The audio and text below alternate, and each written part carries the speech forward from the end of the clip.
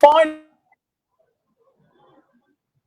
and very the red and blue.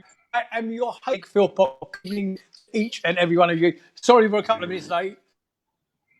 Getting there, but as always.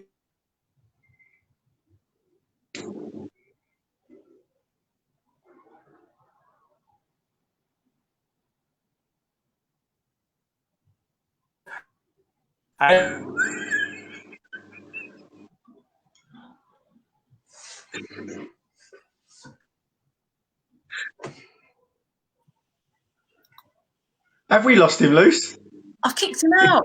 His internet was not good enough for this show. So, Ian, do that. Over to me. Right, well, as you can see, welcome to the Red and Blue Review, everyone.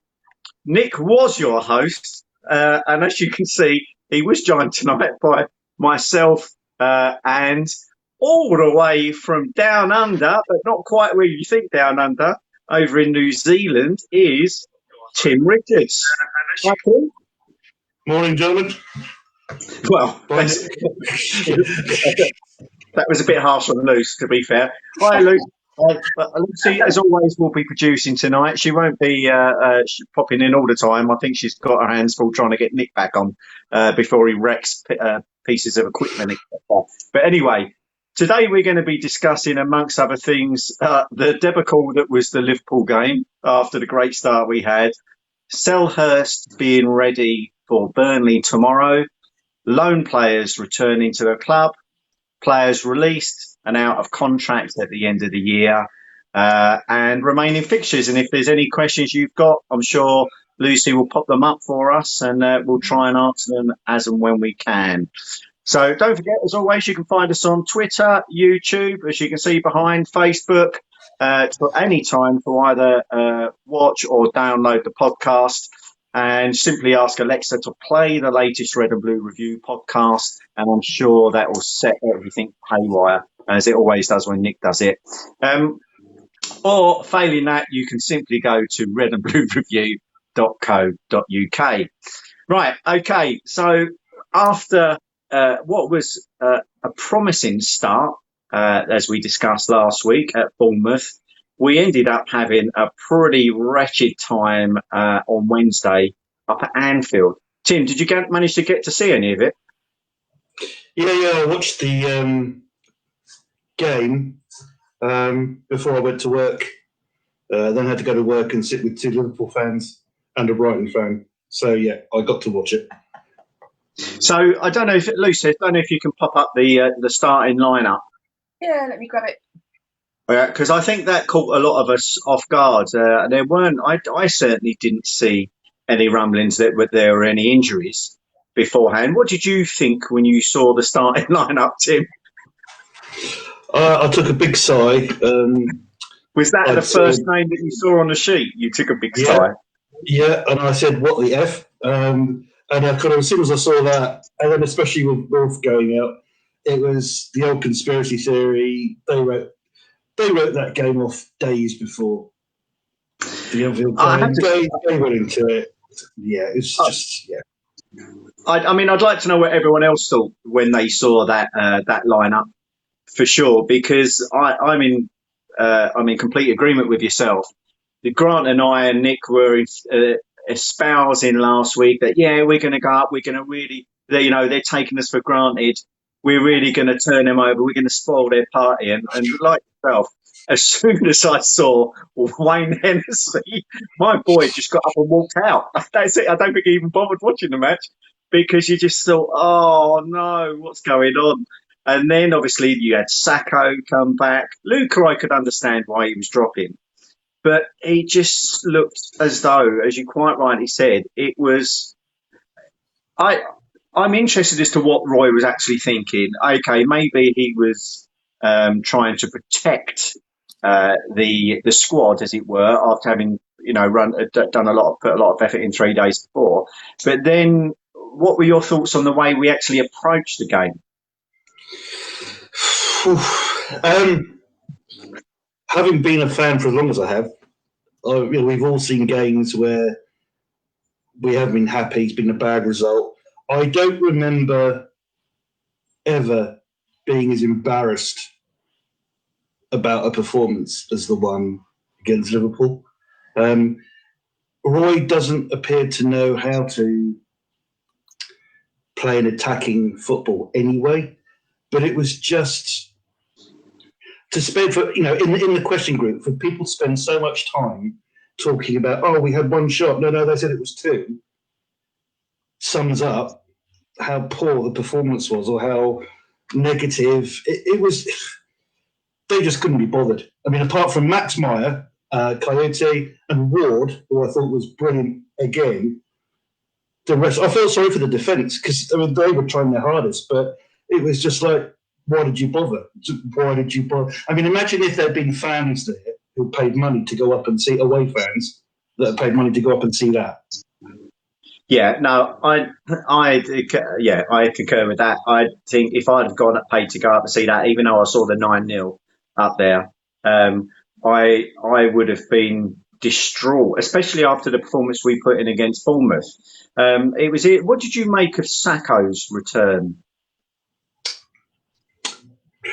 I could understand that. Dan's not as young as he used to be. With Tompkins injured, I still say, I mean, it does make me laugh when you see people going, we're going for Europe.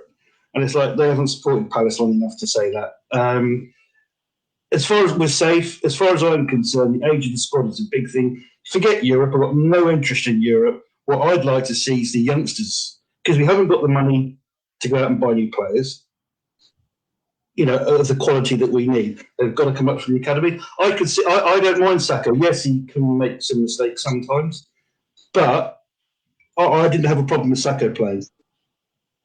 Yeah, I mean, I saw that Wayne Hetherington put up there that Sakho makes him nervous, and therefore, but he actually did well, and I concurred with that as well, because he does. I mean, he does like to play too fast and loose with the ball for my liking at certain points, but he rarely doesn't get away with it. For me, I think the main issue was the way that Roy set us up to play. Is that it was almost at times it was an art in a formation. Whenever they attacked us, there was a perfect bank of 4, perfect bank of 5, and not Ayew on his Todd. I mean, poor Ayew was left hung out to dry, I thought. But what were your opinions on James McCarthy then? Because he came in for Luca, and I was expecting big things of him. I think a lot of our players suffer from the manager and the tactics. I think, especially any of our players that have any kind of attacking flair, none of them. To be fair, none of them really lit the game alight, and it's kind of as if they wanted to, but it's like, oh no, we've been told we have to play this way. So I'm struggling to find anything positive or anything. Was I disappointed? I was disappointed in 99% of them. But I think a lot of the issue is down to the way they're being told to play. Yeah, without a doubt. What are people on the chat saying, Luce? Well, so first of all, before I get to that, I'm just going to shout out some of the hellos. So we've got the lovely Glenn, hello to you. He's saying a big hello to Tim. We've got Daniel Garlick, hello. Andrew Adams, hello. Yes, Nick was playing statues. We're going to try and get Nick back in, but if he's a bit sort of, then we'll drop him again. Hello to Tim, hello to Wayne, Charlie, Ian, Andy. Hello to everybody. So when you ask hello to Wendy as well. Wendy says, sorry, Wendy. So when you asked about the squad, were people surprised?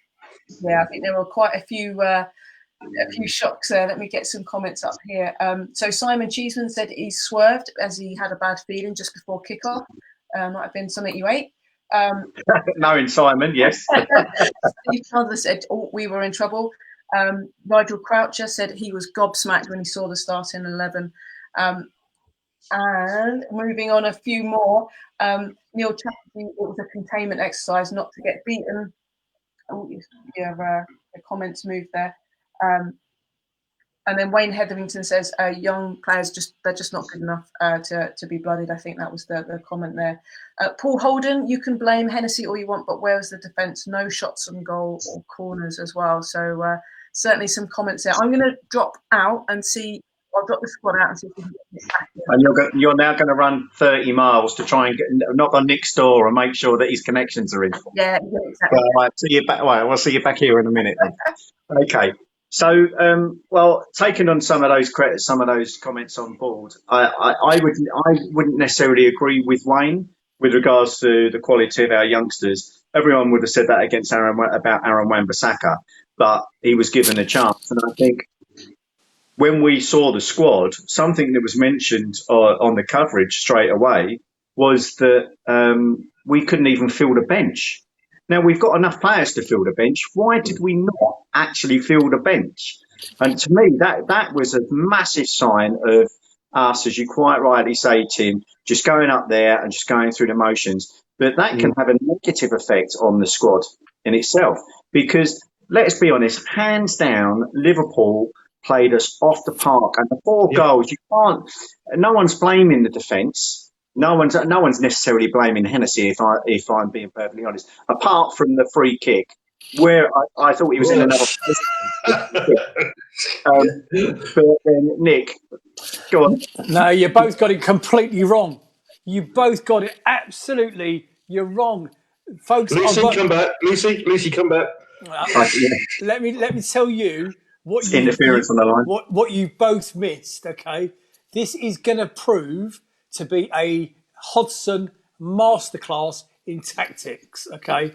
So what he's done, he has given the game away. He has thrown the game. He's rested them all, okay? And he's now going to bring them all back tomorrow night for that final push onto Europe. And that's why he did it.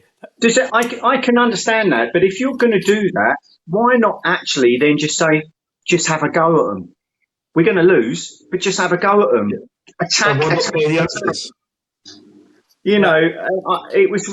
There's a stat, right? That one stat that speaks louder than anything Hodgson can actually say about it is that we are the very first team in the Premier League to have zero touches in the opponent's box at any point during a game. That's over 9,000 games. That is shocking. Well, I'm telling you now. I mean, first of all, apologies for the beginning there, Tim. You are welcome, of course, but I do slightly disagree, or actually agree with what Tim said. That it was an embarrassment. The performance itself was just shot. I have to say to you, and I don't do this very often, that after 20 minutes, okay, I sat there with a beer in my hand, ready to go. After 20 minutes, it wasn't quite that. But I did start channel surfing because I thought, if this is what the rest of the evening is going to be like, there's no point sitting here watching it. It was just garbage. Go on, mate. You carry on, and I'll just sit here and support. Well, you know, I don't know where to go with this, really. Talking points during the game, I guess that, as I say, you know, just before you came back in, Nick, Hennessy's positioning for that goal was horrendous. I don't care what anyone's saying. He was trying to cover the side of the goal with the tallest players on, and so and as they pointed out, they've got little Max Meyer, little mini Munchkin on the end. So he then just essentially says to Alexander-Arnold, "There you go, there it is." And even at 6'4" or whatever, and I was 7'10" when I've got my outstretched arm, I'm still gonna be a foot away from it. Tim? Yeah, that's 2 points I want to bring up, and one isn't going to be very popular, and the second one's not going to be very popular either. The first one is Max Meyer. I know people give him a lot of stick, and you know, a lot of in the chat room, and I think he could be a great player. The only player that looked like he wanted to go forward in that whole game was Max. When he comes on, Wilf is a different player when Max comes on. Because, yes, he goes down a lot. Yes, he gets a lot of free kicks, but he goes forward. And it's not his fault that we have a manager who doesn't know how to play attacking football, won't play him in his proper position. So that's the first point. And the second point is Ayew, and this isn't going to go down well. Yes, he scored a lot of goals. Where would we have been without him this year? But still, this late in the season, our top scorer with just 9 goals. And I got some stats on him. 9 goals, 1 assist, shots on target this season, 59%, a grand total of 22. So that's less than a shot on target a game. But you could look at that a different way and say it's almost 50% goal to shot ratio. Yeah, but the problem is, it's like when we were we went to see Southampton game, and Nick kind of took us, we and Wendy were there, and we were watching Ayew, and I think the Liverpool game showed up his glaring weakness. It's not his fault, but he's not an up-front alone player. He can't tackle. He doesn't, and when he plays on the wing, he never gets back to help out the defender. When we were up at the Southampton game early in the season, and Nick and I were watching, the number of times he left his back completely exposed. It's not his fault. He's not an up-front player on his own. And I got really angry with Hodgson because everyone could see it. You're watching it. Why did he change it? Why did he leave till the 86th minute? Nick? Yeah, I'm talking about Ayew. I just wanted to make a point. Just going back to the goal, the free kick. Yes, I know Van Dijk went down as though he shot from the cop. Okay, he'd been rifle shot from the cop, but I have to say, stupid tackle, needless tackle by Ayew on the edge of the box, and so that basically set the scene. And there is on my watch party, I wanted to say a couple of hellos as well. George Agwu, I think you need to give your head a wobble. He said that he thought Guaita would have saved that. George, I think you're mad. Joel Holyoakes responded to it with the eyes emoji. He did say, "You what?" So good evening to everybody on my watch party. There's quite a few in there as well. So everybody on the page watching and everybody on my watch party watching. Hello to everyone here. Sorry, Ian. Has anyone got to the bottom of why Gator didn't play? Was he actually injured? That's my saying to you. It's Hodgson's master plan. He's back tomorrow. He's already said there's 90% certain he will be. He'll bring Luca back because what he didn't want is the 10th yellow card against him. Who else was out? He still put him on when we were 3-0 down. Scott Dan isn't injured. He'll be back tomorrow. I'm telling you now, he may well have, whilst we were all disappointed in the performance, and quite frankly, I'm quite happy to move on from that game. I haven't used the L word at all because I can't bring myself to talk about them. Okay, or even worse, congratulate us, the horrible, that lot. Okay, but I think you may well find if he does bring them all back tomorrow and Zaha's fit, it could end up being a Hodgson masterstroke. Bear in mind, I'm not the greatest advocate of Hodgson at the best of time, but this could be an absolute masterstroke if he's done that. He's rested. In effect, he's rested 4 first-team players in a game with no consequence whatsoever to us. We were never going to win it. Don't know what you think, boys. All right, comments. That silence has led me to go to some of the comments. So, in answer to Wilf, there were some questions about his fitness. Andrew Adams says he looked fine the following day around his swimming pool. Yeah, I saw that. That was on Instagram. Yeah, me too, Andrew. Wayne Hetherington, the free kick was class. Hennessy always gets free kicks wrong. Also, Andrew Adams, look at the free kick lineup. Torres on the left and went down the inside for the right hand side. Is that one of your? Is that in your notes, Nick? No, but there is something that you talking about comments. Joel Holyoke, who will be back soon, ladies and gentlemen, because I know he's listening. And Joel Holyoke said, "Scapegoats not needed. A far better team won in a performance of the season from then. Some people need to be a tad humble sometimes," is what he said. Well, that's rich coming from a Liverpool fan, isn't it? Anyway, move on. Well, I almost swore then because that's exactly, you're spot on. Plastic Yeah, all the absolutely. way. But we're not saying that they didn't deserve it at all. We're saying, we actually said they deserved it, and they are a really, really good team. And that's pretty much it. And they scored 4 really good goals. Nevertheless, there's nothing stopping us, even if we think we're going to lose, which I think we were odds on to lose anyway, is that giving it a go. If you're going to throw the game, do it by having a go. Don't do it by making us look insipid and demoralising the players, having them chase shadows. It just does not make sense.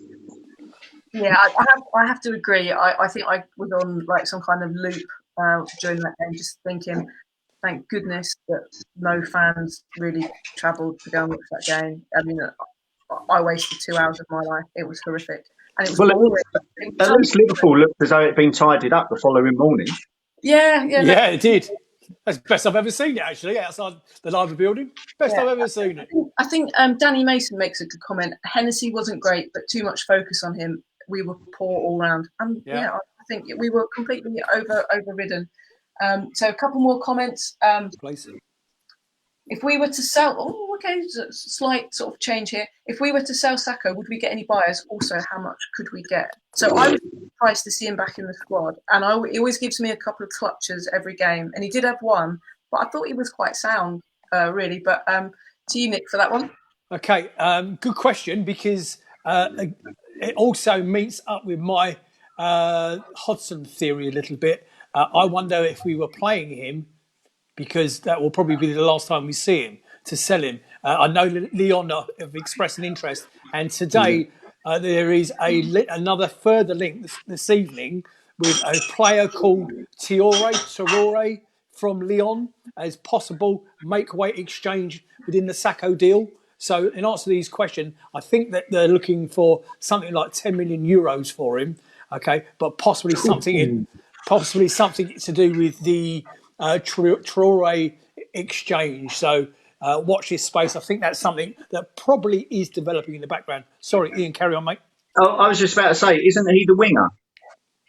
I don't know. Because I think if he's the guy I'm thinking of, the manager's turned around and said, "What do you want to go to somewhere like Palace for when you're not going to get on?" And then people are saying, "Well, actually, we're probably going to buy him to let Wolf go." But I don't care who we get in for Sacco, as long as Sacco goes, and whoever we get in, we're not paying Sacco's wage. I think, to me, it was he's Gel's favourite, as we know. Gel's well in with what goes on in Liverpool, and he often says and mentions the fact that Sacco rarely plays. I think out of the three years he's been with us, I think he's only played about 30 games, hasn't he? Yeah, that's right. So he spends most of his career, in the background on a massive fat wage. And we cannot afford, no matter what happens going forward, we cannot afford sick notes or people that are just going to bleed us dry on the basis of one good game in 15. What about Tim? Tim, you got any thoughts on the Sacco, future of Sacco? Yeah, I saw that Lyon were interested. 10 million euro. I don't think we'll get that for him.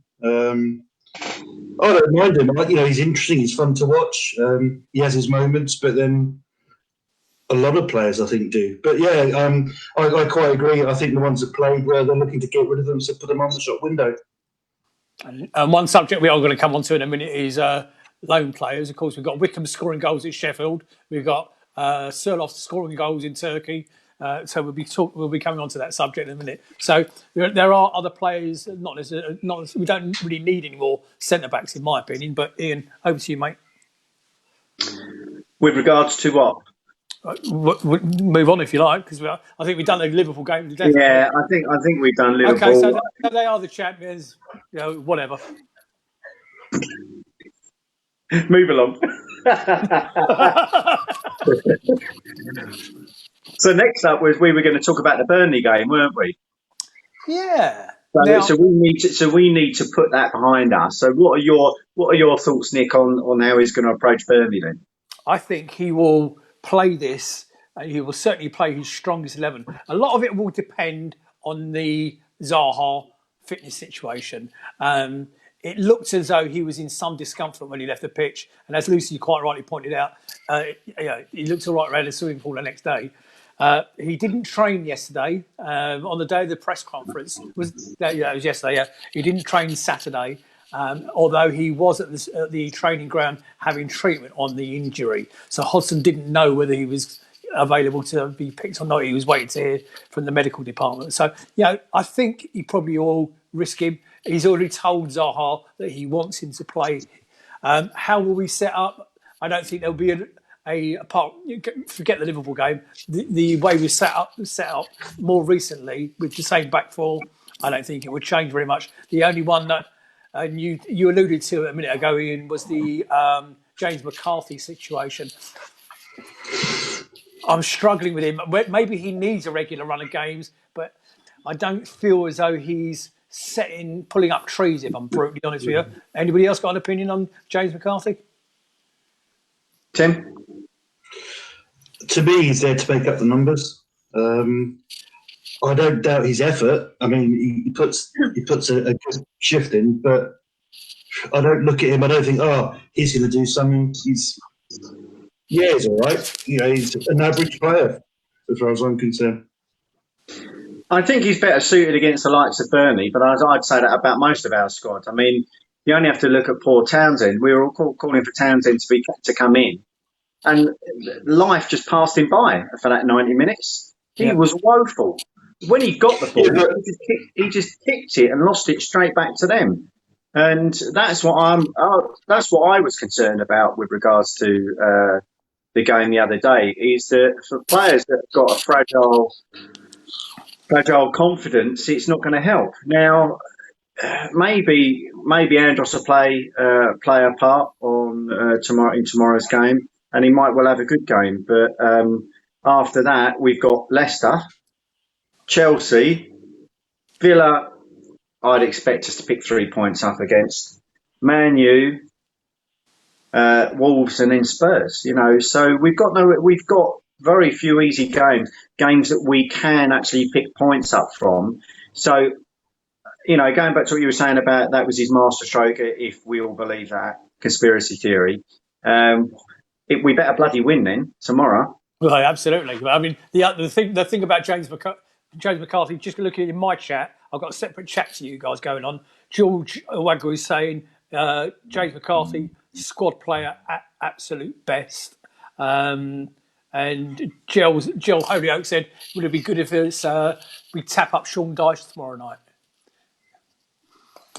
Yay. Now, well, I mean, we've got that on their thing, haven't we? So out there in the main chat, would you want Sean Dyche as the next replacement manager for Mr. Hodgson when he finally does go? And going on to Townsend, and I just want to pick up what you said on the Townsend thing. I thought it was quite interesting today that the club put out his super strike against Burnley last season, where he cut in off the line and drilled it to the top corner. And I think that was to make it 2-1 against Burnley last year. But a cracking strike. I wonder whether some of these little clips are put out there by the club to boost the confidence of the individual player himself, because he hasn't been setting the world alight. He hasn't. Tim, you got any thoughts on the Townsend thing? Something's going on there. You can't tell me that a player that's done what he's done the past few seasons all of a sudden flips a switch and becomes the player he is this season. I don't know what Hodgson's issue is. I think he's a class player. He's proven it time and time again for the team. But I think he's a confidence player. And he's not being given any confidence by this manager who refuses to play him. Players need games. They need the chance to play and play and play. And the player of that quality to sit on the bench as much as he does and to get a few minutes here, there, or get put in games that the manager obviously doesn't have any interest in, I feel sorry for the guy. I mean, going back to what you were saying earlier about Ayew not giving the cover when he plays on the wing, that's exactly what Townsend does do.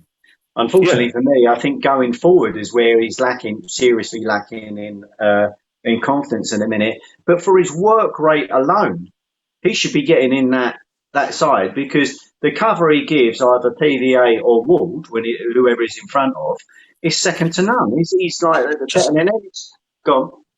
Just on that, I watched a video. It was I think it was Palace TV, but they had Mark Bright and a couple of reporters, and they were talking about Andros. And when Aaron Wan-Bissaka was in, and Brighty asked Bissaka who helped him the most in his Palace career, and he said straight away, without any hesitation, he said Townsend.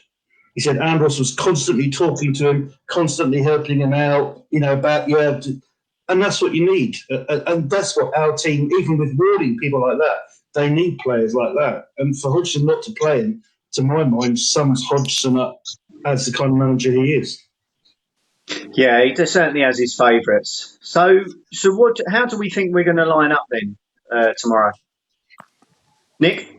Okay, well, before we move on to that, I just wanted to talk about 3 that won't be included that we know, and he's actually declared them now as what he described as long-term injuries, which is a bit of a worry to me, is Schlupp, Tompkins and Kelly. Okay, now our back 4 has got to sort itself out because of those absenteeisms. So Saka comes out, Dan comes back in quite easily. And the left and right back, Van Aanholt and Ward, sort themselves out automatically. Now, the point I was about to make about Schlupp, Tompkins and Kelly, I'm a bit worried about our training methods. I mean, they've been off now for 3.5 months, okay? And as soon as we get anywhere near something as competitive football, a large chunk of the first team squad are not available.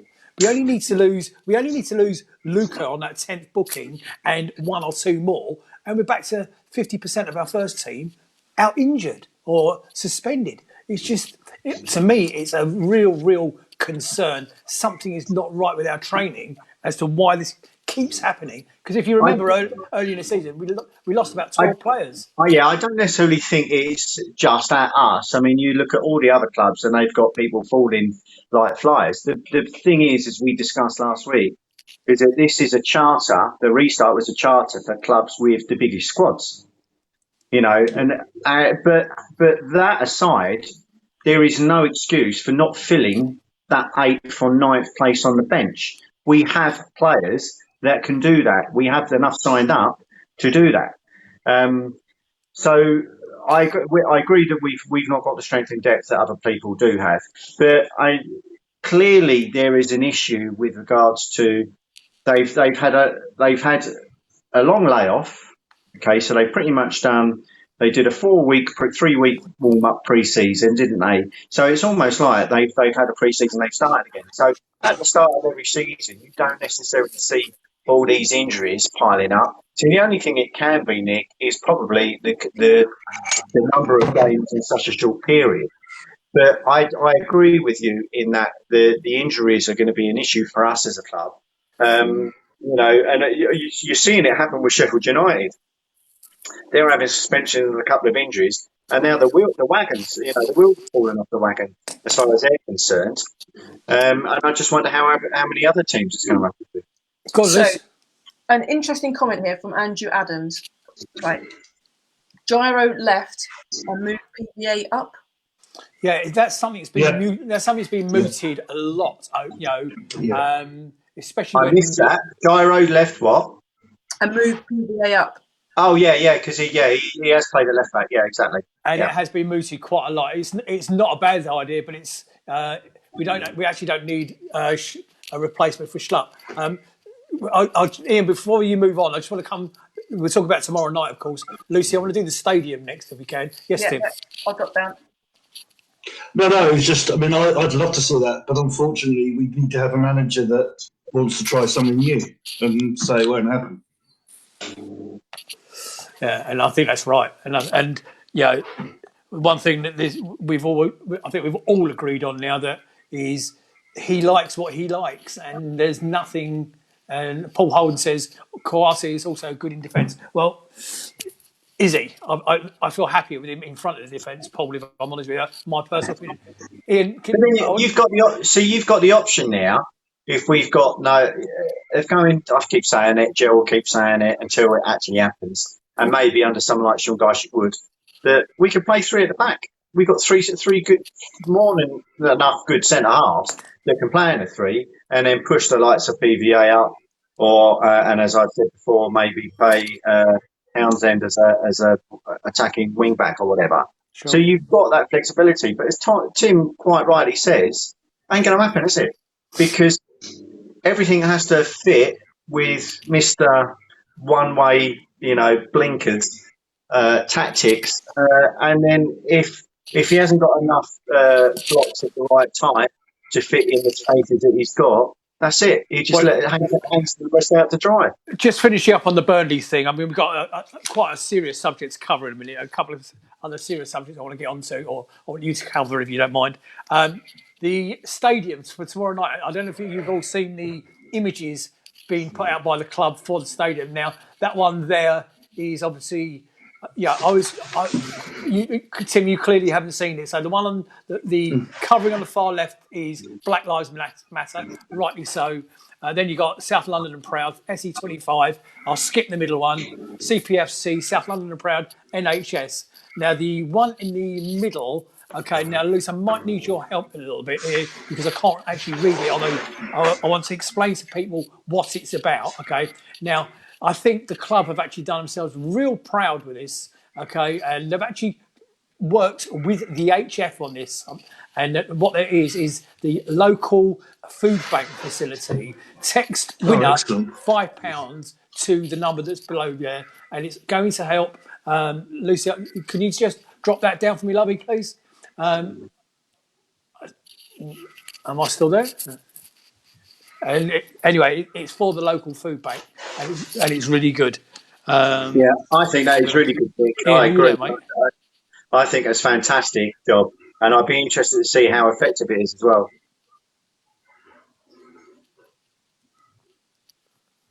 Nick? Am I still here? I'm still here, yeah. Yeah, you're still there. Really, I thought the stadium looks superb. The pitch looks wonderful. And the other thing worth touching note is the new stadiums. So they've used where they used to have the porta cabins or the offices, okay, and changed them into socially distanced pitch side changing rooms. And I think they're going to look superb. Is that where the opposition are going to change then? Or talk to me. Nick? Tim, can you hear me? Yeah, I can hear you, mate. Yep. You're all sounding. No, I mean, Nick's right in what he's saying. He does, the old girl looks nice, tighted up. He's only when we get in there that it looks a bit of a shambles. But it sounds a lot better when we're in there. But so we've covered loosely that the tactics that we think are going to go on. But what do you think the result's going to be tomorrow then? 2-1. To us? I couldn't quantify any further than that. But we got after the last game against you know who.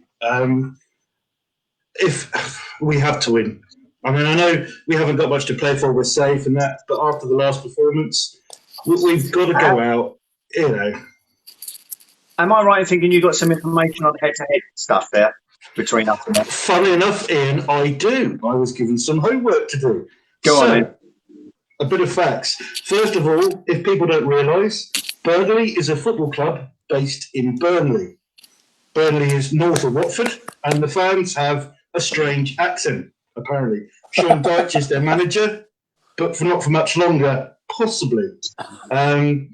The Clarets, as I know, are one of only 3 teams to have won all 4 divisional titles, along with Wolves and Preston. They were the last ever champions of the 4th division. Chris Woods, the only Kiwi currently playing in the Premier League, top scorer. First game was back on February the 6th, 1909 in the FA Cup.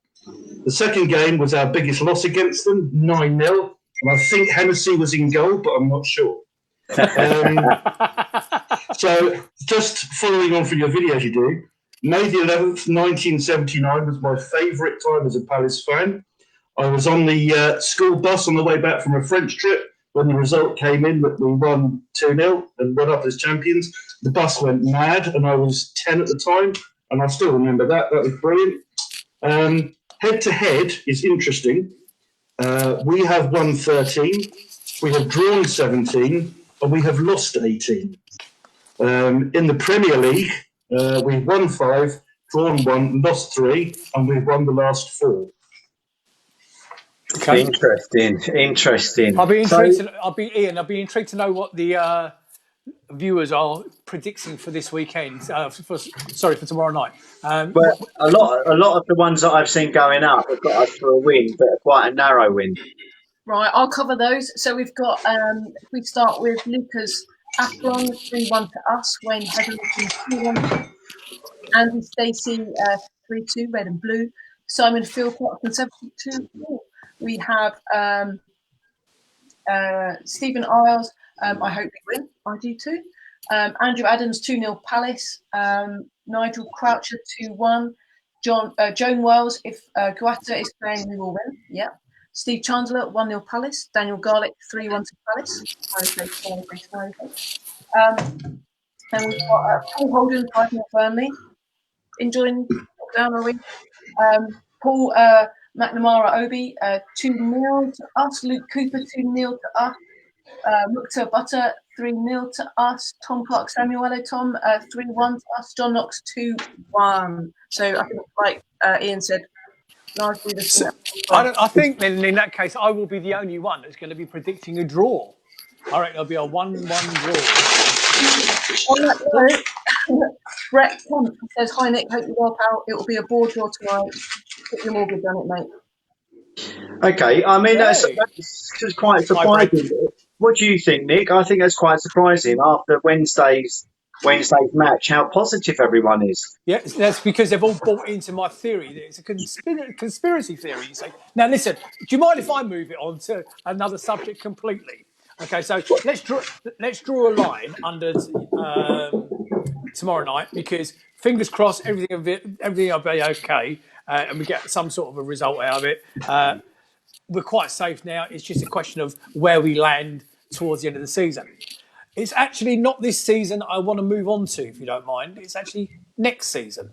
Now, ladies and gentlemen, I don't know if you're aware of the information, and before I actually give you the information about players out of contract, which is what the subject is, ladies and gentlemen, I need to say a special, massive thank you to Nigel Croucher up in Newcastle for supplying me so much brilliant information. Sunderland, not Newcastle. Yeah, they all speak the same language. It's like saying you're in Brighton, mate. It's like saying New Zealand and Australia. Yeah. Now, that list there is the list, as you can see: Henderson, Dan, Innes, Cahill, MacArthur, Hennessy, Sacco, Benteke, Van Aanholt, Townsend, Guaita, Kelly, Ward, Wickham, Max Mayer, Jeffrey Schlupp. All of those players, are out of contract in June. Don't forget, what's that noise? I can hear a noise. Oh, it's in the background there, Tim. Don't forget, my understanding of how the contract situations work, that come January, and we're only a few months away from that now, they can start talking to other clubs if they haven't had their. But how many clubs are going to be talking to Wayne Hennessy? Yeah, and obviously there's it, but you've got to realise, out of that list that I just gave you, and I'm just going to do a quick count if you don't mind. That's a first 11, mate. 3, 4, 5, 6, 7, 8, 9, 10, 11, 12. You could class as regular first teamers. Yes, you don't have to do the 11 bit. I realise that. But that's a scary scenario. Now, we haven't got any money, don't forget. And what I haven't given you, ladies and gentlemen, is the list that's actually going out this summer. Okay, so this summer, the following summer is Tompkins, Kouate, Jordan Ayew, Riedewald, Milivojevic, and Zaha. Zaha is 23. Folks, have we actually got any players left? Well, we've got all these kids, haven't we? So play them. That's the whole point. No, That's what the academy's going to be kicking in by then. We're going to be ruling the world. But the thing is, Tottenham won't play any one of them, so we need a new manager. Sean Dyche will play them. Yeah, well, Sean Dyche will need to, unless there is a real concern there. I don't know, Tim. You got any thoughts on that out of contract list? I mean, it's and the other thing, of course, is the age of all. They're all, the youngest player there is Max, and he's 24, and everybody else is 27 and above. I think what it highlights is a growing concern that a lot of people have had for a long time. Is fundamentally the club is not. There seems to be a complete lack of planning, a complete lack of going forward. It's almost like politics. They're only looking at the immediate future. No one at the club appears to be giving any thought to the next few years going forward. And what's worse, if they are, no one's communicating it. So there's no openness from the club. There's no transparency here. You look at that list, and you've got to think this year was safe, but next year, I'm really concerned as to what's going to happen, because some of them will stay, but a lot of them will go. And there's nothing that we can do to stop them going. What have we got to offer a player?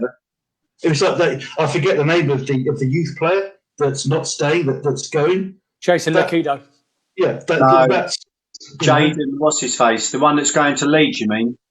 Yeah, Leeds. Yeah.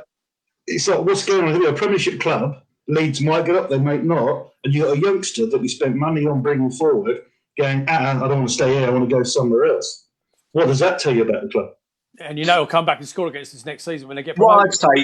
What I'd say about the whole situation is, everyone out there that's watching, out of that list of 12 players that Nick called out, which ones would you want to keep?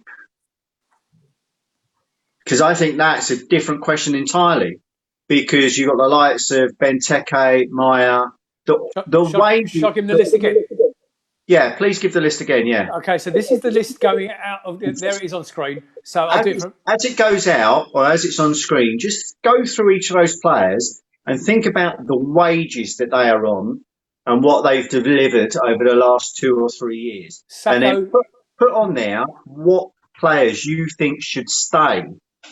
Okay, so Mamadou Sakho, Martin Kelly, Gary Cahill, James MacArthur, Vincente Guaita, Andros Townsend, Max Mayo, Connor Wickham, Jeffrey Schlupp, Christian Benteke, and Patrick Van Aanholt. Okay, to name but a few. And on the top of that, for the following year, you've got McCarthy, Tompkins, Kouate, Ayew, and Riedewald. Milivojevic and Zaha the following year as well. So in the next 3 years, every single player in our squad, their contract's up. My God, they're going to have some work to do in what's going to be a very, very short summer and a very, very short transfer window. If they're looking to replace any of those, even 3 of those, this is unlike Palace. And Lucas has come straight in and said Cahill, of course, and he's right. So on top of that, okay, some more news for you. And this is taken from the club's website, so I haven't written this myself. The 1920 Premier League season has officially returned and has thrown up numerous questions given the unique nature of its resumption. One issue surrounds players from the top flight clubs who are on loan at teams in suspended leagues, or whose club is still playing after the original end of the player's loan spell. And this is the list. Alexander Sorloth remains on loan at Trabzonspor. Okay, his deal runs out on the 12th of July, and his deal with us currently runs until the August 21. Here's an interesting one for you. Yaroslav Yak remains on loan at whatever that says. It looks like a misprint, okay, in Poland, okay. Connor Wickham remains on loan at Sheffield Wednesday, and congratulations, Connor, for scoring again today. I understand it was a header. Ryan Innes is no longer on loan at Newport County. The League Two season has now ended, and he's currently training with the first team squad. But don't forget, he was the 3rd name on that list. His contract runs out in June. Sam Woods is no longer on loan at Hamilton Academical. He is part of the first team training group. Again, Sam Woods, but I also just wanted to highlight that one of those names on that list was Stephen Henderson. We only have 3 goalkeepers. One of them will be leaving, I'm sure, at the end of the season in Hennessy. Okay, the second one, Henderson, is out of contract in June. So, and also, don't forget, actually, and of course, Guaita's contract's up as well. So we could start next season. And we just released one. Correct. And we could, so then come June next year, we could end up with no goalkeepers. Tim, get your boots on, mate. Oh, God. No. We got Dean Kiley. We got Dean Kiley. Yeah, he could fill the goal, couldn't he? Sorry, mate. So I just wanted people to realise that we've got it's a subject nobody else is covering. No other podcast is covering. So I thought it was very interesting that, and again, once again, thank you to Nigel. We've got some very interesting times ahead of us over the next few weeks or a few months in terms of out of contract players.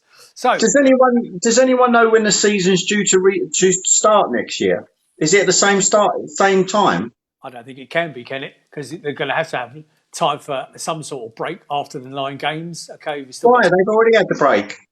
Yeah, you could argue that. They've had 3 months off. I bet they had another break. I guarantee they have another break. But then you've got the European tournament next summer, haven't you? So they can't delay it too much. But also, and it's probably not what you were getting at, Tim. But again, watching Wolves yesterday, apparently they've got European games in August, haven't they? Late July, August, of the current competition. So, can I just pick up in the chat before we move on? Yeah, sure. So we're looking at Lawrence Allen said it. I saw the images of the stadium, and the stadium looks fab, and I think it does. And I didn't finish because I got cut off. I didn't finish what I was about to say with that centrepiece with the HF. I don't know if you managed to finish it off here, did you?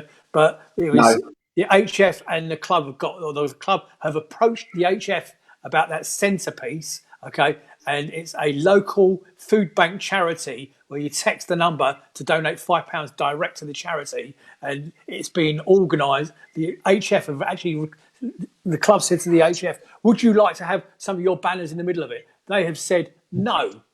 They said, "What we'd like to do is support." Can you put that up again, Luce? We would like to support the charity that we've been supporting through the summer. Okay, please. So, and the big banner says, "Text whatever that was." Luciano, text dinner to £5 to donate £5 to that number that was on screen. And, that's good. That is good of them. And yeah, they had every opportunity to fill their own boots in their own publicity. Okay, and I've never been their biggest fan, but on this, boys, you've done a blinder. Fantastic effort. And Lucy, perhaps we could actually have that as a tracker or a runner for the end of the show, because text £5 to that number that Lucy had on screen. I think it's a great job. Go on, Tim. Yeah, I just want to say on that, it shows what a family Palace are. And I think when you're as far away as like we are, Wendy and I are now, it kind of brings it home even more. And it kind of brings home that, yeah, we're passionate about football. Yes, we love the club. But especially with what's been going on around the world, there are more important things. There's more out there than football. And when you see stuff like that, and like I said, the boys could have very easily had one of their banners. But to do that, I think shows Paris why it's different to any other club. Well said, mate. Well said. Let's hope it gets picked up by the mainstream media.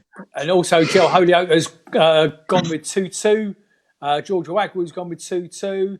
Lawrence said 1-1. Yeah, Lawrence Allen says 1-1. This is in my chat. George Wagwood says Van Arnholt, keep Hennessy, get rid of. I don't know what you're talking about, mate.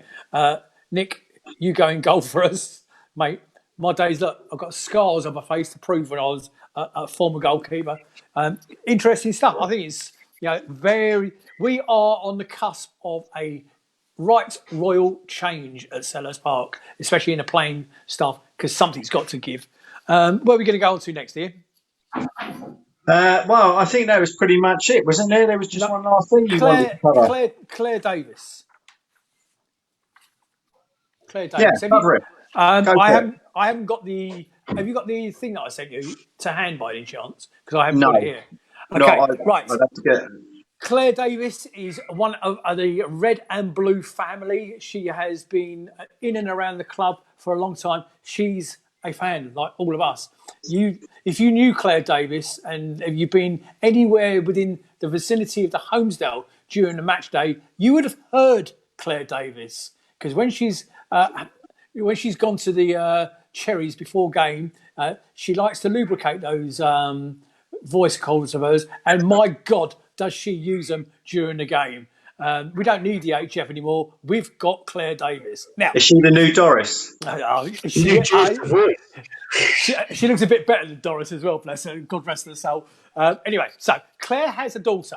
This is to the Red and Blue Review family. Just pin your ears back a little bit. And I don't have all the information at hand, but Claire has. We'll put it on the page. We'll put the link on the page. We are going to put you a link on the page. Claire has a lovely daughter called Holly. Holly and I are particularly good friends. Okay, she's a little sweetie, and she has some serious learning difficulties. Okay, she has a syndrome which causes her to fit at lots of things.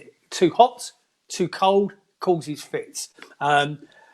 So when she's with me at the palace, okay, she'll stand on the chair next to me, and all she wants to do, just for a reassurance, is have a bit of a cuddle. If not with Claire, with me. And we're just friends. Claire and I are just friends. We've just known each other for a few seasons, but she is one of the Red and Blue family. Little Holly needs a couple of bits and pieces to make her life better. In the hot weather, she needs a air conditioning unit. In the cold weather, she needs some sort of canopy in the back garden so she can get out and maybe play in the garden a little bit. There's a couple of other bits and pieces. Now, I'm looking to try and help Claire out a little bit. I'm not asking you to dig deep in these times of potential austerity that's coming forward, and it's coming at us at a pace, and austerity will be coming at us at a pace. But please, if you can help us, go onto the Red and Blue Review page and on Grant's page and on Red and Blue News. We're going to post the details of what Claire's little Holly's condition is on there, and we're going to hopefully raise a few quid to get them some bits and pieces to help make Holly's life a little bit better. If anybody is watching this out there in Red and Blue Review land, I don't want you to commit to money. I'd just like a word from you, or 2 words. Me, Nick, in the chat now, if you would be prepared to sling us a £5 in her direction once we get it organised. Just say the words, me, Nick, if anybody would like to just give us a little bit to help out little Holly. Next week on the show, I will post some pictures of little Holly. I meant to do it today, but I've been working all day, so I never sent them to Ian. It's my mistake. She is a little Palace fan. She has speech difficulties. She has great speech difficulties. Is somebody coming in? She has jobs. Wendy's doing her jobs. It's all right. She has great speech difficulties, learning difficulties, but she has a particular syndrome where it causes her to have many seizures. I know Claire's nearly lost her a couple of times. So if you can see your way, I'd be very, very grateful. Just the words me, Nick, in the chat, and I can't even see the chat. I'm sure Lucy will put some up later on, should that be the case. Right, anything else from you, Ian? I think these two you need to have. I was just about to say, could you not have just drawn the curtains over the pair of you before she did that, Tim? Come on. Sorry. I mean, clearly in New Zealand, it's before the watershed. Yeah, absolutely. No tongues. It's all right. Your body's a temperament. Well, what I would say, it's been a pleasure having this one on because he held it together when you started Go Staccato at the start, mate. Yeah, Tim, you're going to be a regular. You know you're going to be a regular on it. You are our New Zealand correspondent. Come forward. Look at that. It says Red and Blue Review, Kiwi correspondent, Tim Richards. Mate, welcome to the Red and Blue Review family, mate. You're more than welcome. Lucy in the background, thank you so much. Ian, thank you for holding it together while my tech was dying down a little bit. Okay, massive thanks to Graham Kitchen, John Lyons, Tom Clark, Samuel. We haven't, because I've just come home from work, mate, I never used any of your images, I don't think. And Kev Lyons, as always, superstars in the background. My questions crew. I've been very quiet in the questions crew this week because I'm working hard outside. You'll be pleased to hear. But for each and every one of you, and especially two of you in particular, and you know who you are, heartfelt thanks to everything you do. You mean the world to what we're doing on this show. Ladies and gentlemen, we will be back next Sunday, Ian. Yeah. Well, I'll be here. I don't know whether you will be. I'll be here as well. We'll be back next Sunday, 8 o'clock. Well, we'll have yet another third person in the chair. Holyoke will be around. He's here with me, right? He's here messaging me as we speak. Okay, so I know he will be. I don't know which week he's coming back in, but he's popping on when we have a special guest coming on. So he'll be. He's not taking selfies of him in that red kit again, is he? I'll tell you, I just had this when you said that, as your words came out of your mouth, I just had this vision of Joe Holyoke in a mankini, and it just. What, hanging off a lamppost? Oh, no. Right, Tim, you've got domestic brewing, so we'll sign off there. Ladies and gentlemen, on behalf of myself, Nick Philpott, God bless, have a safe week, and come on tomorrow night, Palace. Good night, everyone. See you guys.